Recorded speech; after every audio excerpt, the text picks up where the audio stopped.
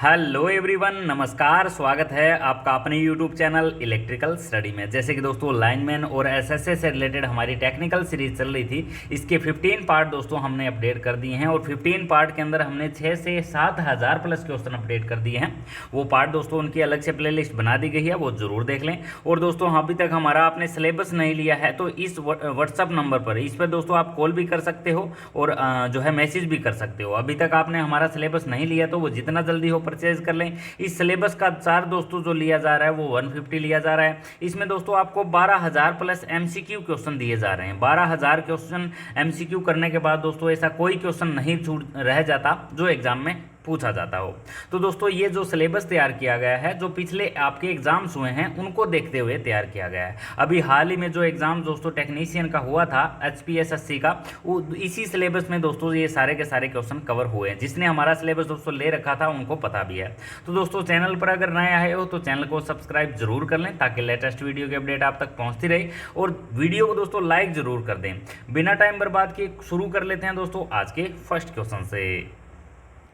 तो आज का दोस्तों सबसे पहला और शानदार क्वेश्चन है, एक 10 एचपी को दोस्तों हॉर्स पावर बोला जाता है, डीसी शंट मोटर अपने पूर्ण लोड पर चल रही है, यानी दोस्तों फुल लोड पर चल रही है। यदि वोल्टेज स्रोत 240 वोल्ट है यानी 240 वोल्ट है तो पूर्ण भार धारा ज्ञात करनी है। दोस्तों इसमें हमें ज्ञात क्या करना है दोस्तों, करंट ज्ञात करना है। ठीक है, अब दोस्तों करंट ज्ञात करने के हमारे 3 फार्मूले बेसिक होते हैं जो हम सर्कल के रूप में भी याद करते हैं। जैसे इस करंट निकालने के फार्मूले की दोस्तों बात की जाए, या दोस्तों रेजिस्टेंस निकालने के फार्मूले की बात की जाए, या दोस्तों पावर की बात की जाए, या वोल्टेज की बात की जाए, तो इन सभी को निकालने के 3 फार्मूले हमारे होते हैं। अगर वो 3 आपको दोस्तों याद है फार्मूले तो आप आसानी के साथ ऐसे सम एग्जाम में जो पूछे जाते हैं वो कर सकते हो। और नहीं याद है तो भी दोस्तों घबराने की जरूरत नहीं है, इस चैनल पर आपको याद भी करवाया जाएगा। एक बार मैं सर्कल आपको दिखा देता हूं कि किस प्रकार का वो सर्कल है और कहां से क्वेश्चन एग्जाम में पूछे जाते हैं और कैसे आपको याद करना है। ये जैसे कि दोस्तों सर्कल दिखाया हुआ है, इसमें P निकालने के, पावर निकालने के 3 फार्मूले हैं। ठीक है, ये यहाँ दिए हुए हैं। और दोस्तों जैसे हमारा वोल्टेज है, वोल्टेज निकालने के भी 3 फार्मूले होते हैं। ठीक है, ये हमारा रेजिस्टेंस है, इसको निकालने के भी 3 फार्मूले होते हैं। और करंट निकालने के भी हमारे 3 फार्मूले होते हैं। ठीक है, तो ऐसे जब फार्मूले आपको याद करने की नौबत आती है तो बिल्कुल इसमें घबराने की जरूरत नहीं होती। इसको दोस्तों हम एक ही फार्मूला याद करेंगे और बाकी सारे के सारे फार्मूले हमें आसानी से याद हो जाएंगे। ठीक है, अब हमें करना कैसे है वो देखना है। तो आज जो दोस्तों हम याद करेंगे वो सिर्फ करंट निकालने के फार्मूले याद करेंगे। करंट निकालने के 3 फार्मूले जो होते हैं वो तीनों के तीनों दोस्तों बिल्कुल आसान तरीके से आपको याद भी हो जाएंगे। किसी भी एग्जाम में करंट निकालने से रिलेटेड अगर कोई भी क्वेश्चन पूछा जाता है वो आपसे कभी भी गलत नहीं होगा, इस बात की दोस्तों मेरी गारंटी रहेगी। अब देखिए दोस्तों करंट निकालने कितने फार्मूले होते हैं, 3। मैं लिख देता हूँ सबसे पहले करंट। और करंट निकालने के लिए आपको सिर्फ एक लाइन याद करनी है, VRV, और दोस्तों PRP। ये आपको सिर्फ एक लाइन याद रखनी है, इसी में आपके सारे के सारे फार्मूले जो है वो याद हो जाएंगे। ठीक है, अब मैं इसको एक बार बंद कर देता हूँ। मैं लिखता हूँ करंट निकालने के 3 फार्मूले। तो करंट निकालने के जो 3 फार्मूले होते हैं वो दोस्तों होते हैं हमारा VRV और PRP। ठीक है, ये दोस्तों हम इसको जब एक्सप्लेन करेंगे ना तो करंट निकालने के तीनों फार्मूले हमारे सामने आ जाएंगे। कैसे याद करना है देखिए दोस्तों। ठीक है, सबसे पहले तो ये लाइन याद रखनी है आपको, VRV PRP, यानी दोस्तों R के लेफ्ट राइट V है, R के लेफ्ट राइट P है, बस इतना ही ध्यान रखना है। अब इसको दोस्तों मैं लिखूंगा कैसे, VRV नीचे से स्टार्ट करना है, फिर दोस्तों PRP और नीचे से स्टार्ट करना है। सिर्फ इतना ही लिखना आपको, इतना लिखने से हमारे तीनों के तीनों फार्मूले आपके सामने आ जाएंगे। ठीक है, एक बार मैं दोबारा आपको लिख के बता देता हूं। आपको याद करना है करंट निकालने के 3 फार्मूले। 3 फार्मूले याद रखने के लिए दोस्तों VRV और PRP, बस इतना ही जो अक्षर जो डिजिट है वो आपको याद रखना है। इसको दोस्तों एक्सप्लेन कैसे करना है वो देख लीजिएगा। VIP नीचे से दोस्तों आपको स्टार्ट करना है, फिर ऊपर जाके PRP। ठीक है, तो ये हमारे फार्मूले रेडी हो जाते हैं। इसका दोस्तों हम अंडर रूट लगा देते हैं। तो सारे के सारे फार्मूले आपके सामने हैं। अब इसमें कौन सा फार्मूला लग रहा है वो आप आसानी के साथ लगा सकते हो। ठीक है, करंट निकालने के 3 फार्मूले, VRV हो जाता है हमारा और PRP पी हो जाता है। इसका आपको अंडर रूट लगा देना है, ये फार्मूले हो जाते हैं। अब दोस्तों आपको देखना है कि एक 10 एचपी की डीसी शंट मोटर है। अब दोस्तों करंट निकालने के फार्मूले आपको कभी नहीं भूलना है, ठीक है। आई के आगे दोस्तों आपको एक बार लिख लेना है आर और एक बार लिख लेना है आर। 2 बार आर लिखने के बाद इधर भी इधर भी इधर पी इधर पी, लेफ्ट राइट में ये पी तो लगाना आपको। तो हमारे सारे के सारे फार्मूले आपके आंखों के सामने होंगे और आप आसान तरीके से इसको याद भी कर पाओगे। तो इसमें जो फार्मूला दोस्तों लग रहा है वो हमारा लग रहा है P बाय में V, क्योंकि दोस्तों HP को जो हम किस में कन्वर्ट कर लेंगे तो 1 HP में कितने वाट होते हैं, तो 1 HP के अंदर होते हैं हमारे 746 वाट। किस प्रणाली के अंतर्गत, बिट्रिस प्रणाली के अंतर्गत दोस्तों 746 वाट होते हैं। 1 HP के अंदर मीट्रिक प्रणाली की बात की जाए तो 735.5 वाट होते हैं, ठीक है दोस्तों। हम एक ही क्वेश्चन के अंदर लगभग 30 प्लस क्वेश्चन कवर कर लेते हैं, जिसमें हमारे बहुत सारी नॉलेज जो है बढ़ जाती है और किसी भी लेवल का एग्जाम में क्वेश्चन पूछा जाए तो वो हमारा क्या ना हो, गलत ना हो। तो अब इसको दोस्तों कैसे करेंगे हम, अब हमारी 10 एचपी दी हुई है तो 10 एचपी को हम गुना कर लेंगे दोस्तों 746 से, तो ये हमारा आ जाएगा 7460। ये दोस्तों हमारा आ जाता है टोटल वाट, क्योंकि दोस्तों हमने क्या निकाल लिया, वाट निकाल लिया। अब दोस्तों इसको हम डिवाइड कर देंगे किससे, 240 के, क्योंकि करंट निकालने के लिए फार्मूला हमने बनाया था P बटे में V। इसको दोस्तों जब हम डिवाइड करेंगे 746 से, ठीक है, तो ये हमारा आ जाता है 31.08 आ जाता है हमारा 08, ठीक है। तो ये पीछे वाला डिजिट दोस्तों 0 के बाद वाला हटा देंगे तो ये हमारा क्या बच जाएगा 31 एम्पेयर। तो इसमें जो राइट ऑप्शन आ जाएगा वो आ जाएगा सी, 31 एम्पेयर का पूर्ण धार पर ये करंट लेगी। तो इस प्रकार से दोस्तों आप आसानी के साथ, अगर यहाँ लगभग 32 दिया होता तो वो भी सही होता, क्योंकि 31 सबसे सही सटीक बैठता है, क्योंकि 35 बहुत ज़्यादा हो जाता है, 15 और 20 दोस्तों आसपास ही नहीं है। अगर 32 दिया वो 31 ना दिया हो तो भी हमारा सही हो जाता है। तो एक 10 HP डीसी शंट मोटर अपने पूर्ण लोड पर चल रही है, यदि वोल्टेज स्रोत 240 है तो पूर्ण धारा क्या होगी, तो ये होगी दोस्तों पूर्ण धारा हमारी 32 एम्पेयर, ठीक है। क्या हो जाता है 32 एम्पेयर। तो दोस्तों आपको करंट निकालने के सारे फार्मूले याद हो चुके हैं, ठीक है। एक बार तो दोस्तों आर के लेफ्ट राइट वी लगा लेना है, एक बार पी के लेफ्ट राइट, ये आर के लेफ्ट राइट क्या लगा लेना है, पी लगा लेना है, ठीक है। इसी को दोस्तों एक्सप्लेन कर लेना है, वी आर वी हो जाता है हमारा और पी आर पी हो जाता है। तो ये फार्मूले दोस्तों आपको करंट निकालने के सारे बिल्कुल आसान तरीके से याद हो जाते हैं, आप कभी भी नहीं भूलोगे। अब बढ़ लेते हैं दोस्तों आज के हमारे नेक्स्ट क्वेश्चन की तरफ। पीएमएमसी प्रकार के मीटर का सिद्धांत किसके समान होता है। बात की गई दोस्तों परमानेंट मैग्नेट मूविंग कॉइल, ये हर वीडियो के अंदर क्वेश्चन आता है, ये वेरी इंपॉर्टेंट क्वेश्चन है दोस्तों, ठीक है।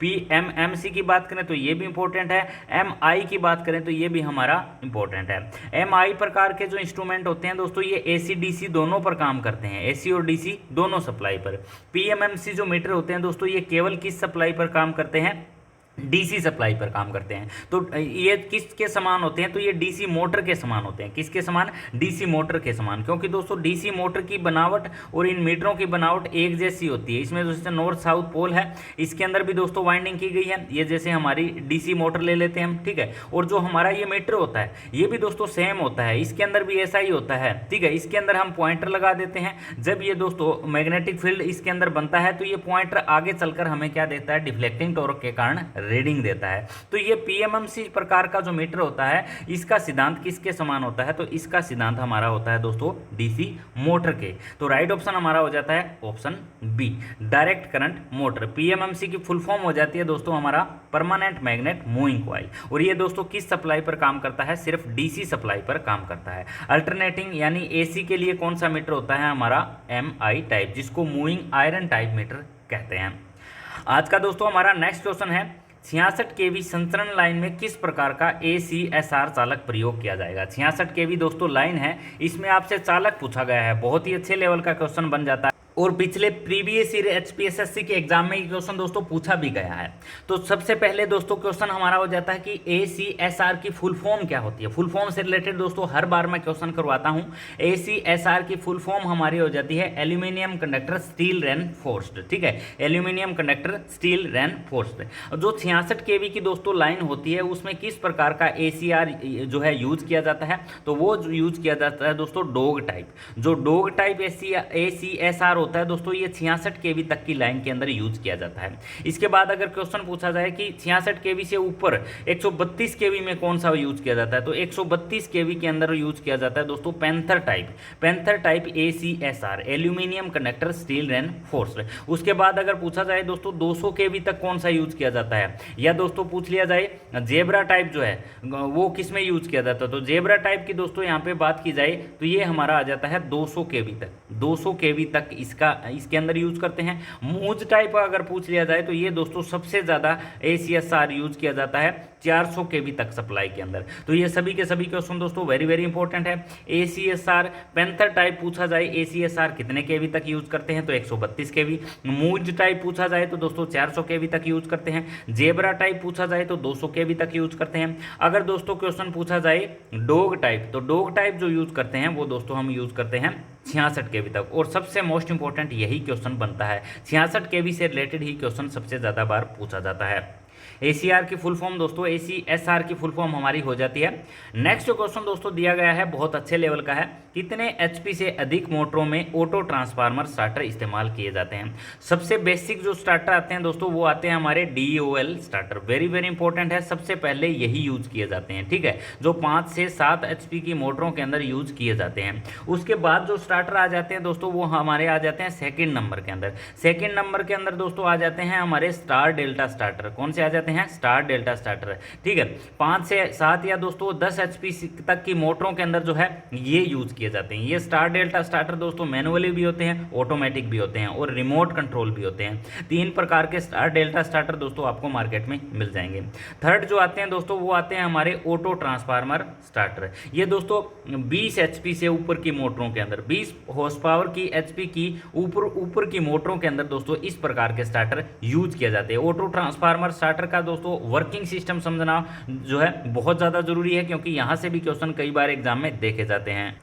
ये जो स्टार्टर दोस्तों दिखाया गया है ये होता है हमारा ऑटो ट्रांसफार्मर स्टार्टर। इसका वर्किंग सिस्टम दोस्तों बहुत ही ज़्यादा आसान होता है। ये दोस्तों 20 HP या 20 HP से अधिक की मोटरों के अंदर इस्तेमाल करते हैं। इसके अंदर दोस्तों ऑटो ट्रांसफार्मर लगे होते हैं। क्या लगे होते हैं, ऑटो ट्रांसफार्मर। और इन ट्रांसफार्मर के अंदर से क्या निकाल लेते हैं हम, टेपिंग निकाल लेते हैं। टेपिंग क्यों निकालते हैं, ताकि हमें अलग अलग वोल्टेज लेवल मिल सके। अलग अलग वोल्टेज लेवल का मतलब है दोस्तों, जैसे 440 वोल्ट की बात करूँ तो हमें इससे 310 भी मिल सके, ठीक है, 280 वोल्ट भी मिल सके। तो इन ट्रांसफार्मर के अंदर से टेपिंग निकालने का मकसद होता है कि वोल्टेज को क्या कर सके ये डाउन कर सके, ठीक है। क्योंकि दोस्तों कोई भी मोटर है तो उसको हम अगर डायरेक्ट सप्लाई के साथ जोड़ देंगे तो स्टार्टिंग के अंदर बेक EMF शून्य होता है और मोटर हमारी ज़्यादा करंट लेगी और वो क्या होगी, जल जाएगी। तो इसी मकसद से, इसी सिस्टम से इसको बचाने के लिए जो है ये स्टार्टर के अंदर अलग अलग विधियाँ हमारी की जाती है। जैसे हम स्टार डेल्टा के अंदर सबसे पहले मोटर स्टार के अंदर चलाते हैं, तो स्टार्ट के अंदर जब मोटर को चलाया जाता है तो लगभग 254 वोल्ट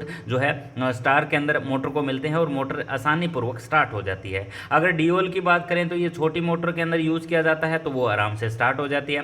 अब दोस्तों इसका वर्किंग सिस्टम क्या होता है कि ऊपर की तरफ जो जब हम हैंडल करेंगे तो मोटर क्या हो जाएगी, स्टार्ट हो जाएगी, और नीचे की तरफ करेंगे तो रन हो जाएगी। यानी दोस्तों सिस्टम इसका क्या कहता है कि जब मोटर को ऊपर की तरफ लेके जाएंगे तो ये मोटर को स्टार में चलाएगी। जैसे कि ये स्टार आपका बना हुआ है तो मोटर को किस में चला रही है, ये स्टार में चला रही है। और जब इसको इन हैंडल को, जो ये हैंडल दोस्तों लगे हुए हैं, जब ऊपर की तरफ लेके जाते हैं तो आपस में ये क्या हो जाते हैं, टच हो जाते हैं। तो मोटर को दोस्तों सप्लाई दी जाती है। मोटर को जो सप्लाई जाती है वो वोल्टेज कम होकर जाती है। वो किसके थ्रू कम होकर जाती है, वो हमारी जाती है ऑटो ट्रांसफार्मर के द्वारा कम होकर मोटर के अंदर सप्लाई जाती है। तो ये दोस्तों लगभग जो मोटर 80% की स्पीड पहुंच लेती है तो उसके बाद जो है इसको रन पोजीशन पे लेके आया जाता है। जो हैंडल जो होता है ना, इसको दोस्तों हम नीचे की तरफ लेके आते हैं। जब नीचे की तरफ लेके आते हैं तो ये सारे के सारे जो होते हैं ये नीचे की तरफ कनेक्ट हो जाते हैं। और जब दोस्तों ये नीचे की तरफ कनेक्ट होते हैं तो ये ऑटो ट्रांसफार्मर का ऊपर वाला सारा का सारा भाग क्या हो जाता है, सर्किट से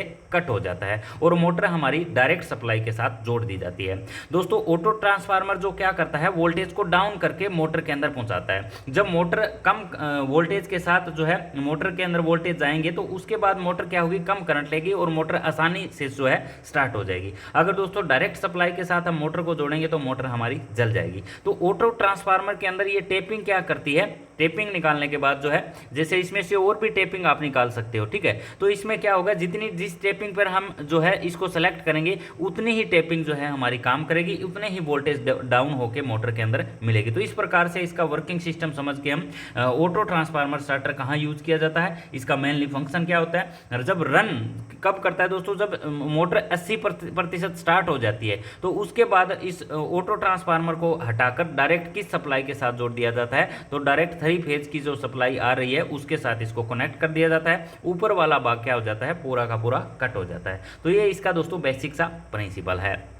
नेक्स्ट जो क्वेश्चन दोस्तों दिया गया है, एक 3 फेज 4 पोल मोटर के लिए वाइंडिंग की गई है, यदि स्लिप 4% है और फ्रीक्वेंसी 50 हर्ट्ज है तो मोटर की सिंक्रोनस गति व रोटर स्पीड व कई चीज़ें पूछी गई है दोस्तों इसमें, ठीक है। एक मोटर है, 4 पोल है, ठीक है। तो उसमें दोस्तों स्लिप आपको बता दी गई है कि 4% है, इसमें दोस्तों फ्रीक्वेंसी भी आपको बता दी गई है। तो मोटर की सिंक्रोनस गति आपको मालूम करना है, रोटर स्पीड आपको मालूम करना है और स्लिप आरपीएम कितने होंगे, 3 चीज़ें दोस्तों इसमें आपको मालूम करनी है। तो दोस्तों इसको आप आसानी से निकाल सकते हो, इसमें कुछ भी नहीं दिया हुआ जिसमें आप कंफ्यूज हो गए, ठीक है। देखते हैं इसमें क्या क्या चीजें दी हुई है। तो दोस्तों सबसे पहले तो हमें एक फॉर्मूला जो आता है वो लिख लेना है। सिंक्रोनस हमें स्पीड निकालनी, और सिंक्रोनस स्पीड की इस प्रकार के न्यूमेरिकल पूछे जाते हैं तो सबसे ज़्यादा जरूरत पड़ती है। तो 120 गुना में एफ हो जाता है और बाय में हमारा पी हो जाता है। ये फार्मूला मैं बार बार लिखता हूँ ताकि किसी भी एग्जाम में क्वेश्चन पूछा जाए तो वो हमारा क्या ना हो, गलत ना हो। तो सबसे पहले तो हम इसके अंदर सिंक्रोनस स्पीड निकालेंगे। इसमें जो निकालनी है वो चीज़ दोस्तों मैं यहाँ नीचे की तरफ लिख लेता हूँ। तो इसमें दोस्तों सबसे पहले तो स्लिप आरपीएम आपको निकालने हैं कि स्लिप आरपीएम कितने हैं। उसके बाद दोस्तों एनएस मतलब आपको निकालना है, सिंक्रोनस स्पीड निकालनी है। उसके बाद दोस्तों एनआर आपको निकालना है, यानी रोटर स्पीड भी आपको निकालनी है। ये सभी के सभी आपको निकालनी है। तो एनएस हम निकालने के लिए दोस्तों 120 गुना में क्या हो जाएगा, एफ कितनी दी हुई है 50, और दोस्तों पोल कितने दिए हुए हैं 4, ठीक है। तो इससे हमारी क्या निकल जाएगी, हमारी सिंक्रोनस स्पीड निकल जाएगी। तो इसको दोस्तों जब हम डिवाइड करेंगे तो ये हमारे आ जाएंगे 1500 आरपीएम। 1500 आरपीएम हमारे क्या हो गए, इसके सिंक्रोनस स्पीड आ गई। अब 1500 आरपीएम के दोस्तों 4% आरपीएम क्या हो रहे हैं, स्लिप हो रहे हैं। ये 4% स्लिप हमें दे रखी है। तो 4% जब दोस्तों इसको निकालेंगे तो 15 चौके 60 आरपीएम जो है वो क्या हो रहे हैं, स्लिप हो रहे हैं, ठीक है। 1500 में से 60 आरपीएम हमारे क्या हो रहे हैं, स्लिप हो रहे हैं। तो 1500 में से दोस्तों हम 60 माइनस कर देते हैं, तो ठीक है। तो ये हमारी आ जाती है रोटर स्पीड 1440 आरपीएम। 1440 आरपीएम क्या आ जाती है, हमारी रोटर स्पीड आ जाती है। तो दोस्तों स्लिप आरपीएम जो है वो तो हमारे 60 है, ठीक है। स्लिप आरपीएम कितने हैं, 60 है। अगर पूछा जाए कि सिंक्रोनस स्पीड कितनी है तो हमारी 1500 है, और रोटर स्पीड पूछी जाए तो 1440 है। तो इसमें सारे के सारे जो है वो जो चीज़ें नहीं दी हुई थी वो आप आसानी के साथ एक ही फार्मूले से निकाल सकते हो, ठीक है। मैं एक बार हल्का सा दोबारा बता देता हूं दोस्तों। सिंक्रोनस स्पीड निकालने का फार्मूला 120 गुना में एफ बाय में हमारा पी होता है। तो 120 गुना में 50 बाय में पोल हमारे 4 दिए हुए। जब इसको आप सॉर्ट आउट करोगे तो 1500 आरपीएम हमारी सिंक्रोनस स्पीड आ जाएगी। अब 1500 आरपीएम तो दोस्तों टोटल है, और 4% इसका हम निकाल लेंगे क्योंकि 4% आरपीएम क्या हो रहे हैं, स्लिप हो रहे हैं, ठीक है। तो ये इसको जब हम डिवाइड करेंगे तो हमारा जो 60 आरपीएम जो है वो क्या हो रहे हैं, स्लिप हो रहे हैं। तो स्लिप आरपीएम हमारे 60 आ जाते हैं। इससे दोस्तों आप 1500 में से 60 माइनस करोगे तो 1440 आरपीएम जो है वो हमारे क्या आ जाएंगे, रोटर स्पीड के आ जाएंगे। सिंक्रोनस गति पूछी जाए तो हमारी आ जाएगी 1500 आरपीएम, ठीक है। तो इसमें राइट ऑप्शन जो हो जाएगा वो हो जाएगा ऑप्शन हमारा बी, 1500, 1440 और 60। नेक्स्ट जो क्वेश्चन दोस्तों दिया गया है कि फ्लोरोसेंट ट्यूब में उपयोग लाई जाने वाली चौक किस सिद्धांत पर काम करती है। तो चौक के अंदर दोस्तों सिर्फ एक ही कॉइल होती है। कितनी कॉइल होती है, सिर्फ एक कॉइल होती है। ये जब जिस सिस्टम के अंदर सिर्फ एक ही कॉइल होती है तो वो स्व प्रेरण पर, ठीक है, यानी सेल्फ इंडक्शन पर काम करती है, ठीक है। अब दोस्तों फ्लोरोसेंट ट्यूब को हम देख लेते हैं। तो ये दोस्तों फ्लोरोसेंट ट्यूब आपको दिखाई गई है। इसके अंदर दोस्तों ये चोक लगी हुई है जिसको ब्लास्ट के नाम से भी जाना जाता है। इसका काम होता है वोल्टेज को स्टार्टिंग के अंदर ब्लास्ट करना, क्योंकि दोस्तों इसके अंदर हमारी मरकरी और जो है इनर्ट गैस भरी होती है आर्गन टाइप, ठीक है। इसके अंदर क्या होता है दोस्तों, जब इस आर्गन गैस की इलेक्ट्रो डिस्चार्जिंग प्रक्रिया होती है तो इसके अंदर इसको स्टार्टिंग के अंदर लगभग 1000 वोल्टेज की जरूरत पड़ती है। तो ये 1000 वोल्टेज तो हमें नहीं मिल सकते क्योंकि हमारी सप्लाई वोल्टेज कितनी होती है, सिर्फ 220 वोल्ट। तो दोस्तों इस ब्लास्ट या चोक का क्या होता है, स्टार्टिंग में इस 220 वोल्ट सप्लाई को 4 गुना बढ़ाकर देना, यानी लगभग 880 यानी 1000 वोल्टेज तक स्टार्टिंग के अंदर चोक जो होती है वो क्या करती है, सर्किट के अंदर बढ़ा कर देती है, ताकि इस आर्गन गैस की इलेक्ट्रो डिस्चार्जिंग क्रिया शुरू हो जाए। ठीक है, और मरकरी जो है हमारी चलना शुरू कर दे। मरकरी जब ठंडी होती है तो दोस्तों इंसुलेटर होती है, और गर्म हो जाती है तो वो क्या हो जाती है, कंडक्टर का काम करना शुरू कर देती है। तो वही सिस्टम इसके अंदर आर्गन गैस के अंदर होता है। ठीक है, तो ये इसके अंदर दोस्तों स्टार्टर लगाया होता है, क्योंकि दोस्तों एक बार ये ट्यूब ऑन होती है, एक बार ऑफ होती है। आपने जब स्विच घरों में जब बटन ऑन करते हैं तो आपने अक्सर ट्यूबलाइट को देखा होगा, जब स्टार्ट होती है तो वो एक बार बंद एक बार चालू होती है। ठीक है, बहुत सारी वाइब्रेशन उसमें देखने को मिलती है। तो उस टाइम जो है आर्गन गैस की इलेक्ट्रो डिस्चार्जिंग प्रक्रिया हो रही होती है। जब ये आर्गन गैस कंडक्टिंग मटेरियल बन जाती है, इलेक्ट्रो डिस्चार्जिंग क्रिया बन जाती है, तो इलेक्ट्रॉन अंदर से फ्लो होना शुरू हो जाते हैं। सबसे पहले इलेक्ट्रॉन जो है वो स्टार्टर के थ्रू चलना शुरू कर देते हैं, और एक टाइम के बाद इस स्टार्टर के अंदर बायोमेटेलिक की स्ट्रिप लगी होती है जो गर्म होकर मुड़ जाती है, और ये सर्किट को यहाँ से ब्रेक कर देती है। फिर सर्किट ट्यूबलाइट के अंदर से जो है कंप्लीट हो जाता है। ठीक है, अब इसके बाद ट्यूबलाइट ऑन होने के बाद अगर आप स्टार्टर को निकाल भी देंगे ना, तो हमारी ट्यूब जो है वो क्या रहेगी, जलती रहेगी। तो ये चोक का काम क्या होता है दोस्तों, इसका काम होता है स्टार्टिंग के अंदर वोल्टेज को बढ़ा के देना। ठीक है, और उसके बाद काम क्या होता है, उसके बाद वोल्टेज को हाफ देना, यानी 220 का 110 वोल्टेज ही प्रदान करती है। क्योंकि दोस्तों जब एक बार आर्गन गैस की इलेक्ट्रो डिस्चार्जिंग प्रक्रिया हो जाती है तो फिर इसको ज़्यादा वोल्टेज की जरूरत हमें इसको नहीं पड़ती है। ठीक है, तो ये इसका दोस्तों मेनली फंक्शन होता है चोक का काम स्टार्टिंग के अंदर वोल्टेज बढ़ा कर देना, उसके बाद वोल्टेज को स्मूथ कर देना या हाफ कर देना। ये दोस्तों इसमें ग्लो टाइप स्टार्टर लगा होता है। इसके अंदर दोस्तों एक ये कैपेसिटर लगाया होता है। इस कैपेसिटर का काम होता है जो इसके अंदर जो स्पार्किंग होती है स्टार्टर के अंदर, उस स्पार्किंग को क्या करना, कम करना, उस स्पार्किंग को ऑब्जर्व कर लेना। ठीक है, बढ़ लेते हैं आज के हमारे नेक्स्ट क्वेश्चन की तरफ। तो नेक्स्ट जो क्वेश्चन दोस्तों दिया गया है, डीसी जनरेटर में रेजिडुअल मैग्नेट खत्म होने का क्या कारण है। तो डीसी जनरेटर जो होता है दोस्तों उसमें रेजिडुअल मैग्नेट हो ही ना। सबसे पहले तो रेजिडुअल मैग्नेट किसे कहते हैं, मान लो दोस्तों एक मैग्नेट का टुकड़ा है, इसको आपने इलेक्ट्रोमैग्नेट बनाया, और उसके बाद सप्लाई हटा लेने के बाद, ठीक है, सप्लाई हटा लेने के बाद जो इसमें कुछ मैग्नेट रह जाता है, ठीक है, यानी जो अवशेष मैग्नेट रह जाता है, तो उसको दोस्तों रेजिडुअल मैग्नेट या अवशेष चुंबक कहा जाता है। ठीक है, तो ये खत्म होने का क्या कारण होता है, और ये डीसी जनरेटर मोटर के अंदर होता ही क्यों है। अगर ये डीसी जनरेटर के अंदर रेजिडुअल जो मैग्नेट होता है अगर वो ना हो तो क्या फर्क पड़ता है। ठीक है, अगर डीसी जनरेटर के अंदर रेजिडुअल मैग्नेट ना हो तो दोस्तों जो हमारे वोल्टेज जो बनते हैं, डीसी जनरेटर जो आउटपुट वोल्टेज बनते हैं वो बहुत कम देगा या नामात्र देगा। जैसे कि 220 वोल्ट अगर आउटपुट मिल रहे हैं और उसका रेजिडुअल मैग्नेट खत्म हो गया तो वो जीरो की पोजीशन पर चला जाएगा, यानी आउटपुट हमें जीरो वोल्टेज पर मिलेगा। फिर दोस्तों इसको डीसी सप्लाई देकर, ठीक है, जो डीसी जनरेटर का फील्ड जो होता है उसको डीसी सप्लाई देकर चार्ज करेंगे, या दोस्तों कोई डीसी सप्लाई के थ्रू उसके अंदर रेजिडुअल मैग्नेट बनाएंगे। ठीक है, तब जाके हमें वोल्टेज मिलेंगे। तो रेजिडुअल मैग्नेट का होना डीसी जनरेटर के अंदर बहुत ज़्यादा जरूरी है। इसका दोस्तों खत्म होने के कारण हो सकते हैं लंबे समय तक प्रयोग ना करना। आपने डीसी जनरेटर लंबे समय तक प्रयोग ना किया है तो ये दोस्तों खत्म हो सकता है। मशीन को उल्टी दिशा में चलाना, अगर मशीन को दोस्तों आपने एंटी क्लॉकवाइज घुमा दिया है, उल्टी दिशा के अंदर घुमा दिया है, तो भी दोस्तों हमारा जो रेजिडुअल मैग्नेट होता है वो क्या होता है, खत्म हो जाता है।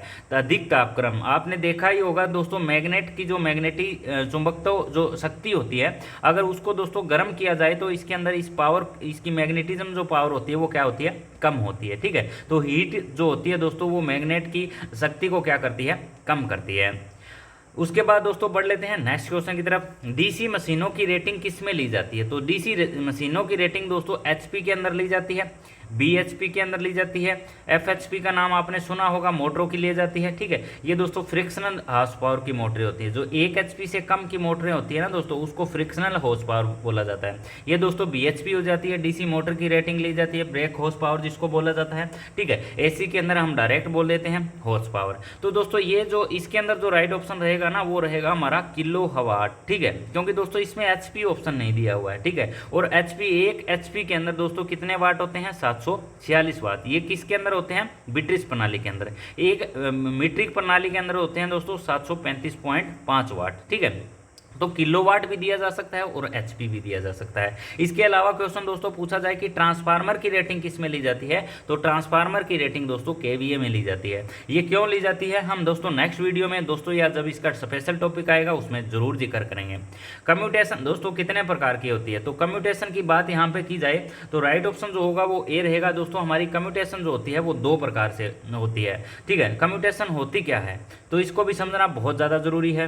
तो सबसे पहले कम्यूटेशन समझ लेते हैं कि डीसी मशीन में कार्बन ब्रूस कम्यूटेटर के दो या दो से अधिक सेगमेंटों को छूता है। दोस्तों सभी को पता है कि कम्यूटेटर हमारा जो होता है वो डीसी मशीन के अंदर लगा होता है, तो उसके अंदर दोस्तों प्रत्येक कॉइल प्रत्येक सेगमेंट के साथ अटैच होती है। तो इसके अंदर ये बता रहा है कि जब डीसी कार्बन ब्रूस कम्यूटेटर के दो या दो से अधिक सेगमेंटों को छूता है तो उन सेगमेंटों में जुड़ी कॉइल शॉर्ट सर्किट हो जाती है, ठीक है। उसके अंदर जो कॉइल जुड़ी हुई है वो क्या हो जाती है दोस्तों, शॉर्ट सर्किट हो जाती है, ठीक है। जैसे ऐसे बात हम करें तो ये एक कॉइल को ये सेगमेंट भी छू रहा है, ये सेगमेंट भी छू रहा है, तो ये कॉइल क्या हो जाती है, शॉर्ट हो जाती है, ठीक है। तो उसके बाद क्या होता है कि शॉर्ट सर्किट से मशीन पर पड़ने वाले प्रभाव को कम्यूटेशन कहा जाता है। जब ये कॉइल शॉर्ट हो चुके हैं तो इससे जो मशीन पर इफेक्ट पड़ता है उसको दोस्तों हम क्या कहेंगे, कम्यूटेशन कहेंगे, ठीक है। इतने ही बात दोस्तों हमें समझनी है। उसके बाद कम्यूटेशन जो होती है वो दो प्रकार से होती है। एक तो दोस्तों ईएमएफ कम्यूटेशन होती है, एक होती है हमारी रेजिस्टेंस कम्यूटेशन, ठीक है। इसको दोस्तों जो हमारी ये कम्यूटेशन होती है इसके वजह से क्या प्रभाव पड़ता है, जो कम्यूटेटर पर आपने स्पार्किंग देखी होगी, ठीक है, तो इसके कारण जो है कम्यूटेशन के कारण स्पार्किंग बढ़ जाती है, बहुत ज़्यादा हैवी स्पार्किंग होती है हमारी कम्यूटेशन के कारण। तो ईएमएफ कम्यूटेशन क्या होती है, इस विधि में बेक ईएमएफ के विपरीत एक ईएमएफ पैदा की जाती है ताकि बेक ईएमएफ को समाप्त किया जा सके, जिससे कम्यूटेशन समाप्त हो जाए। बेक ईएमएफ को विपरीत वोल्टेज पैदा करने के लिए डीसी मशीन में दो विधियां लागू की जाती है। इंटरपोल दोस्तों हमने पढ़ा ही होगा, ठीक है। जो आर्मेचर का जो फ्लक्स होता है वो मेन फ्लक्स पर प्रभाव डालता है, उसको दोस्तों आर्मेचर रिएक्शन कहा जाता है, ठीक है। इसी के कारण कम्यूटेशन पर इफेक्ट पड़ता है, उसी के कारण दोस्तों हमारी जो कार्बन ब्रूस होते हैं उन पर स्पार्किंग ज़्यादा होती है, ठीक है। तो ये इंटरपोल लगाकर मोटर के जो आर्मेचर के सीरीज में, ठीक है, इंटरपोल लगाकर जो है इस कम्यूटेशन को कम किया जाता है। कंपनसेटिंग वाइंडिंग दोस्तों इन पोल फेस पर की होती है, ठीक है। जो ये पोल फेस होते हैं ना इन पर कंपनसेटिंग वाइंडिंग कर देते हैं। तो आर्मेचर का जो फ्लक्स बनता है ना ये कंपनसेटिंग वाइंडिंग उसको नष्ट कर देती है, उसको समाप्त कर देती है, तो हमारी कम्यूटेशन क्या हो जाती है, अच्छी हो जाती है। तो इस प्रकार से आप कम्यूटेशन को अच्छे तरीके से सॉर्ट आउट कर सकते हो। बढ़ लेते हैं दोस्तों नेक्स्ट क्वेश्चन की तरफ। नेक्स्ट जो क्वेश्चन है, एक 3 फेज 10 kVA का 0.85 लेगिंग पावर फैक्टर है तो असली पावर क्या होगी। तो इसमें दोस्तों असली पावर ज्ञात करने के लिए हम इसके अंदर एक फार्मूला आता है वो देख लेते हैं। इसका जो फार्मूला दोस्तों होता है वो होता है हमारा असली पावर को दोस्तों हम रियल पावर कह सकते हैं। तो रियल पावर होता है केवीए मल्टीप्लाई हमारा हो जाता है पावर फैक्टर। तो पावर फैक्टर दोस्तों कितना दिया हुआ है, 10 kVA। तो 10 kVA को दोस्तों हम VA में कन्वर्ट कर लेते हैं, उसके बाद दोस्तों इसको गुना कर देते हैं हम 85 पावर फैक्टर से। तो इसको दोस्तों जब हम सॉर्ट आउट करेंगे तो हमारा 8000 VA आ जाता है। जब 8000 VA को दोस्तों हम सॉर्ट आउट करेंगे, इसको बनाएंगे हम KVA के अंदर। सॉरी हमने कैलकुलेशन में दोस्तों गड़बड़ कर दी थी। इसके अंदर 10,000 गुना में 0.85 दोस्तों हम करेंगे तो इसकी कैलकुलेशन में हमें 85,000 वोल्ट एम्पेयर प्राप्त होंगे। जब इसको दोस्तों केवीए में कन्वर्ट करेंगे तो इसको 1000 से भाग कर देंगे तो ये हमारा 85 जो है केवीए आ जाएगा। 8.5 केवीए की इसकी असली पावर होगी। किस पावर फैक्टर पर, 0.8 पावर फैक्टर पर। वेरी वेरी इंपॉर्टेंट क्वेश्चन है, कई बार हल्का सा क्वेश्चन और एग्जाम में 2 लाइनों में ये क्वेश्चन पूछा जाता है, ठीक है। हल्का सा क्वेश्चन होता है जो 2 ही लाइनों में पूछा जाए और क्वेश्चन थोड़ा सा इंटरेस्टिंग हो, ठीक है। तो इसके अंदर दोस्तों इस प्रकार से हम इसको निकाल लेंगे। नेक्स्ट क्वेश्चन दोस्तों दिया गया है कि स्टार डेल्टा स्टार्टर की कोई एक महत्वपूर्ण हानि क्या है। अब देखिए दोस्तों, जब स्टार डेल्टा स्टार्टर जो यूज करते हैं मोटर के अंदर, तो मोटर को जब स्टार में चलाया जाता है तो ये 254 वोल्ट ही सप्लाई मोटर के अंदर भेजता है। तो वोल्टेज कम हो जाते हैं तो हमारा करंट भी क्या हो जाएगा दोस्तों, कम हो जाएगा, ठीक है। तो जब करंट कम हो जाएगा तो मोटर का स्टार्टिंग टार्क क्या हो जाएगा, वो भी क्या हो जाएगा, कम हो जाएगा, ठीक है। तो इसमें वही बात बताई गई है कि स्टार डेल्टा स्टार्टर के अंदर एक महत्वपूर्ण हानि होती है कि ये मोटर का स्टार्टिंग टार्क जो है वो क्या कर देता है, बिल्कुल कम कर देता है। नेक्स्ट जो क्वेश्चन दोस्तों बताया गया है, निकिल आयरन सेल किस श्रेणी में आते हैं। श्रेणी दोस्तों पूछी गई है, जो निकिल आयरन सेल जो श्रेणी में आते हैं दोस्तों, ये सेकेंडरी सेल के अंदर आती है। यानी दोस्तों इस प्रकार के सेल को दोबारा से चार्ज किया जा सकता है। प्राइमरी सेल में कौन से सेल आते हैं हमारे, जैसे हम लैंकलांसी सेल कह सकते हैं। ठीक है, लैंकलांसी सेल क्या होते हैं, जिनको एक बार चार्ज करने के बाद दोबारा चार्ज नहीं किया जा सकता। वोल्टेइक सेल आते हैं दोस्तों, जो हमारे प्राइमरी सेल होते हैं। वोल्टेइक सेल क्या होते हैं, प्राइमरी सेल। इसके अलावा दोस्तों डेनियल सेल जो होते हैं, ये भी हमारे कौन से होते हैं, प्राइमरी सेल होते हैं। ठीक है, इसके अलावा और भी शुष्क सेल होते हैं दोस्तों, जिनको दोबारा से चार्ज हम नहीं कर सकते। इसके अलावा दोस्तों निकिल आयरन सेल है, निकिल कैडमियम सेल है, या दोस्तों हमारी लेड एसिड सेल है, लेड एसिड सेल जिसको बैटरी भी बोला जाता है। ठीक है, तो ये हमारे आते हैं सेकेंडरी सेल, जिनको दोबारा से चार्ज किया जा सकता है। तो इस प्रकार का हल्का सा एग्जाम्पल देकर पूछ लिया जाता है कि निकिल आयरन सेल किस श्रेणी में आता है, तो ये हमारा सेकेंडरी सेल में आता है। दिष्ट धारा का पावर फैक्टर होता है, तो दिष्ट धारा का वैसे तो दोस्तों कोई पावर फैक्टर होता नहीं है, क्योंकि इसमें वोल्टेज और करंट का कोण नहीं बनता।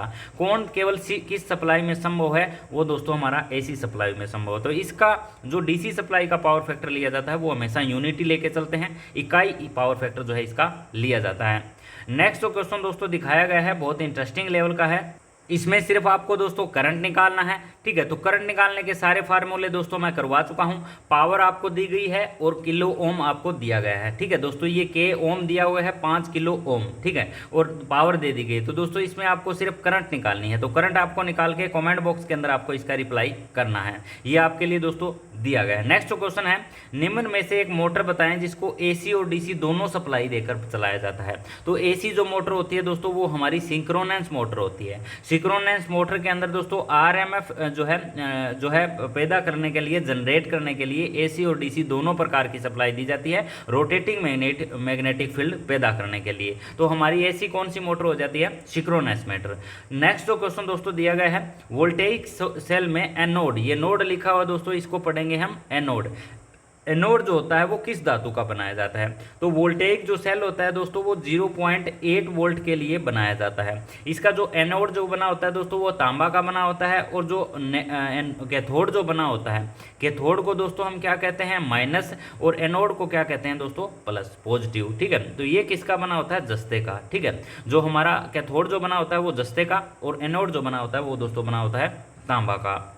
नेक्स्ट जो क्वेश्चन दोस्तों दिया गया है, जब मोटर को स्टार्टर से स्टार्ट डेल्टा में चलाया जाता है, तो डेल्टा कनेक्शन में मोटर को आपूर्ति वोल्टेज मिलती है। तो डेल्टा की यहाँ पे बात की गई है। तो स्टार के अंदर चलाते हैं तो कितनी वोल्टेज मिलती है, 254 वोल्ट। और जब डेल्टा के अंदर मोटर को चलाते हैं तो कितनी वोल्टेज मिलती है दोस्तों, 440 वोल्ट। क्योंकि डेल्टा के अंदर जो हमारी मोटर होती है 3 फेज, उसको डायरेक्ट सप्लाई के साथ जोड़ दिया जाता है। उसके बाद डेल्टा के अंदर दोस्तों डीओल की तरह हमारा स्टार्टर काम करने लगता है। ठीक है, तो हमारी जो डेल्टा कनेक्शन होता है उसके अंदर दोस्तों हमारी सप्लाई मिलती है 440 वोल्ट। नेक्स्ट जो क्वेश्चन दोस्तों बताया गया है, एक डीसी मशीन 5.88 किलोवाट की है। मीट्रिक प्रणाली के अंतर्गत मोटर की क्षमता कितनी होगी। मोटर की क्षमता दोस्तों पूछी गई है, मोटर की एचपी आपको निकालनी है, या मोटर की पावर कितनी होगी ये भी कहा जा सकता है। ठीक है, तो इसको निकालने के लिए आप मीट्रिक प्रणाली में जाएंगे तो 1 एचपी के अंदर कितने वाट होते हैं, तो 735.5 वाट होते हैं। तो दोस्तों इसको आप मल्टीप्लाई करेंगे। ठीक है, जो हमारा 5 किलो वाट दिया गया है, इसको दोस्तों आप गुना कर लें। ठीक है, 5 किलो वाट जो दिया गया है, इसको आपको करना है सम, जो किलोवाट आवर दिया गया है दोस्तों 5.88। तो इसको दोस्तों सबसे पहले तो आप वाट आवर में बना लें। ठीक है, इसको दोस्तों हम बना लेते हैं वाट आवर में। तो ये हो जाता है हमारा 5.5880 वाट। ठीक है, अब इसको दोस्तों किससे भाग कर देंगे हम, 735.5 वाट से। ठीक है, तो हमारा क्या आ जाएगा, एचपी आ जाएगा। ठीक है, तो एचपी निकालने के लिए इसमें दोस्तों मीट्रिक प्रणाली की बात की गई है। तो एक मीट्रिक प्रणाली के अंदर 1 एचपी में कितने होते हैं, 735.5 वाट होते हैं। कितने, 735.5 वाट। ठीक है,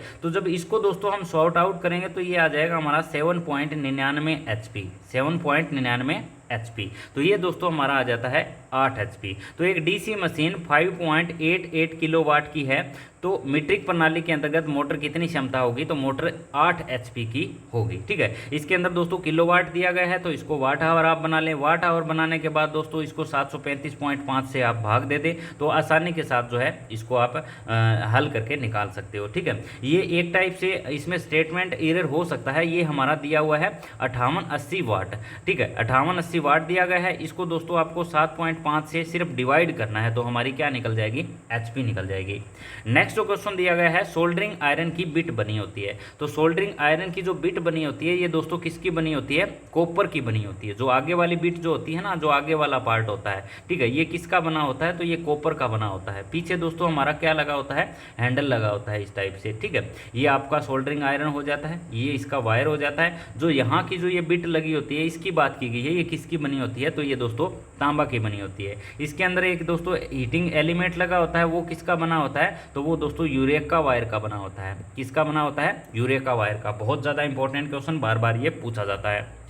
और ये किसके काम आता है दोस्तों, टांका लगाने के काम आता है। यदि एक वायर के 150 टर्न्स है और उसमें 4 एम्पीयर की धारा प्रवाहित हो रही है तो पैदा होने वाला MMF होगा। तो MMF दोस्तों आपको निकालना है, तो MMF को किस में मापा जाता है, तो एम्पेयर टर्न में मापा जाता है। ठीक है, एम्पेयर टर्न वेबर में। तो इसको दोस्तों कैसे करना है आपको, जो टर्न हो है दोस्तों 150 दी हुई है, गुना में दोस्तों इसको 4 से आप गुना कर लेंगे तो आसानी के साथ इसकी टोटल टर्न जो है आपको पता चल जाएगी। ठीक है, तो इसको दोस्तों हम निकालेंगे।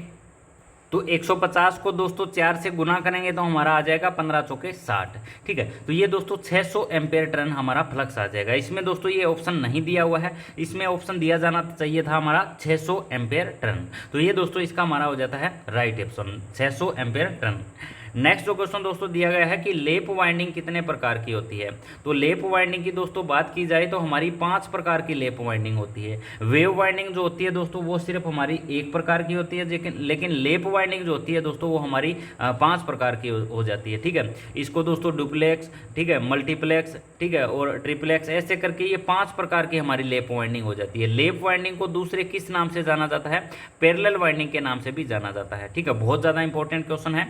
लेप वाइंडिंग के अंदर दोस्तों जितने पोल होते हैं उतने ही करंट बहने के क्या होते हैं, रास्ते होते हैं। वेव वाइंडिंग के अंदर दोस्तों की पोल कितने ही हो, करंट बहने के रास्ते केवल कितने होते हैं, 2 होते हैं। तो ये थे दोस्तों आज के हमारे शानदार क्वेश्चन। वीडियो को लाइक नहीं किया तो लाइक जरूर कर दें और चैनल पर नए आए तो सब्सक्राइब कर लें ताकि लेटेस्ट वीडियो की अपडेट आप तक पहुंचती रहे। तो मिलते हैं दोस्तों कल जल्द ही नेक्स्ट वीडियो में, तब तक दोस्तों नमस्कार, जय हिंद, जय भारत।